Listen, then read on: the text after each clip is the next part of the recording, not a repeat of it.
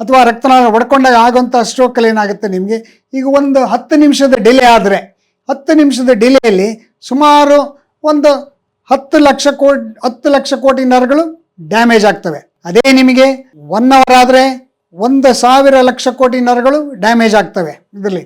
ಅದೇ ನಿಮಗೆ 6 hour 3 hours ಆದರೆ 3,000 ಲಕ್ಷ ಕೋಟಿ ನರಗಳು ಡ್ಯಾಮೇಜ್ ಆಗ್ತವೆ ಇದರಲ್ಲಿ.